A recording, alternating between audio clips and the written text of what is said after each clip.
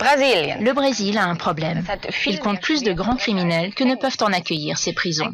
Un établissement pénitentiaire dans lequel s'entassent 800 détenus pour 200 places est plus la règle que l'exception. Sans parler du problème des bandes rivales qui, même derrière les barreaux, s'égorgent, s'infligent tortures et viols sans que quiconque n'intervienne. Un juge a récemment qualifié ces conditions de détention de crimes de l'État contre son peuple. Mais on assiste aux premières tentatives pour améliorer la situation. Par exemple celle-ci. Si les détenus lisent 12 livres dans l'année, ils bénéficient d'une remise de peine de 48 jours. La liberté par la lecture, c'est la nouvelle philosophie pour délester les prisons. Reportage de Marco Berger.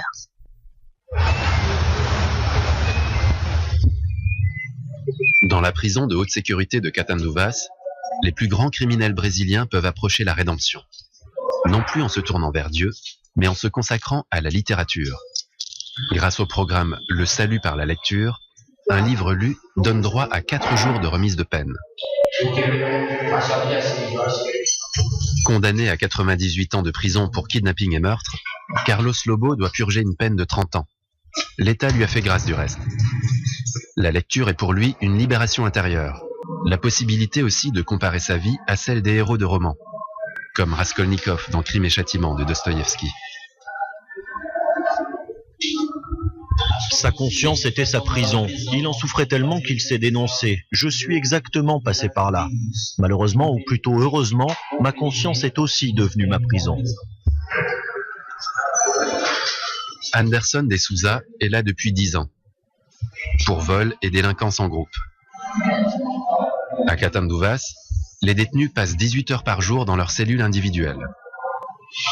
Depuis que le gouvernement promet le salut par la lecture, le temps passe un peu plus vite.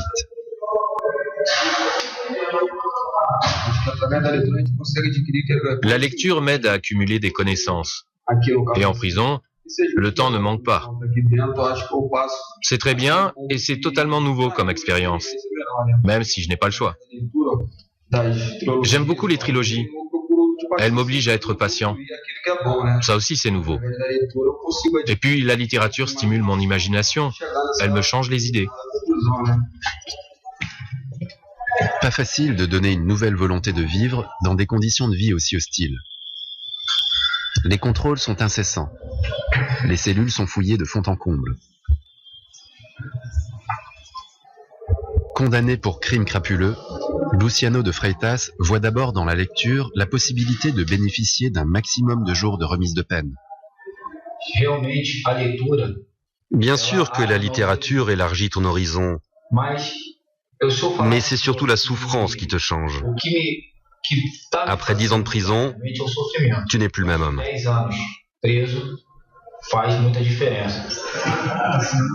Voilà 6 ans que Josemara Rodrigues da Silva est éducatrice à Catanduvas. Elle tente d'inciter les détenus à réduire leur peine par la lecture. Mais dehors, les Brésiliens ne sont pas toujours d'accord. En guise de rédemption, ils sont de plus en plus nombreux à réclamer la peine de mort pour les grands criminels. Tous les détenus ont accès à ce programme. Peu importe ton crime, un juge t'a condamné et tu te retrouves en prison. Ici, tous sont égaux. La gravité de ce que tu as commis n'y change rien. Et personne ne te demande de compte. Tu peux participer aux mêmes activités que les autres prisonniers. Le programme littéraire pourrait s'avérer porteur à Sao Paulo. Les prisons de la plus grande ville du monde sont surpeuplées. Mais ce sont presque toujours les plus pauvres qui s'y trouvent. Pour eux, la libération par la lecture n'a pas cours. Un groupe de 300 juristes se bat pour que les choses changent. Ils ont créé un institut pour le droit à la défense. Le jeune avocat André Kedi a été élu à la tête du mouvement. Les dons de livres font partie des principales actions de l'institut, avec pour objectif la réintégration par le savoir. Le Brésil est une terre de fractures. Et ça vaut aussi pour la justice qui punit les pauvres, car ils ne peuvent pas s'informer de leurs droits garantis par la Constitution. Et souvent, il s'agit des droits de l'homme les plus élémentaires, reconnus dans le monde entier. En d'autres mots, notre justice crée de l'injustice. Il n'est pas rare qu'André apporte lui-même les livres collectés. Aujourd'hui, il se rend dans une prison de femmes surpeuplée à Sao Paulo. Nous aurons seulement accès à la petite bibliothèque et à la salle de prière, sans voir les 2500 détenus ni le personnel. Nous pourrons juste filmer quelques femmes condamnées pour trafic de drogue. Ici, le concept « le salut par la lecture » n'existe pas. Il y a des livres qui n'arrivent jamais jusqu'au rayon. Nous n'avons pas le droit de les lire. Pourquoi? Pas la moindre idée. Quel livre? Des livres de droit, par exemple.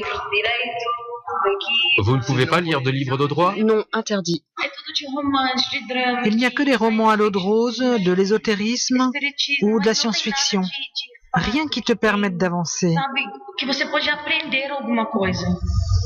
La prison de Catanduvas est l'un des 4 établissements où les lecteurs assidus peuvent réduire leur peine. André Kedi veut imposer ce programme dans toutes les autres prisons. Lors d'une discussion autour d'un livre, il recense les arguments en faveur du projet. Nous avons aussi Crime et Châtiment. Les gars, qui a lu Crime et Châtiment? Luciano? Qui d'autre? Attends, je te donne encore un livre. Il a été promis suffisamment de matière à lire aux détenus du projet pilote.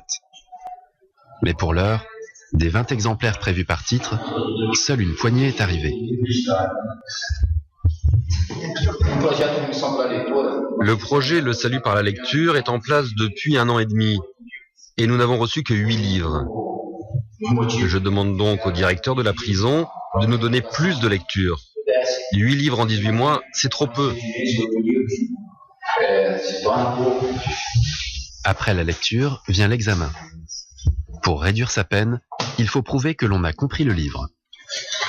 Que retenez-vous de ce livre pour votre propre vie, pour ce qui vous attend après votre remise en liberté, quand vous ferez à nouveau partie de la société? Si je compare l'intrigue à ma propre histoire, je trouve beaucoup de parallèles. On prend une décision sans réfléchir pour flatter son ego, faire de l'argent facile ou par pure cupidité. En pesant minutieusement le pour et le contre, il y aurait plus à gagner. On devrait surtout commencer par penser à ses proches, car ce sont eux qui paieront finalement les conséquences.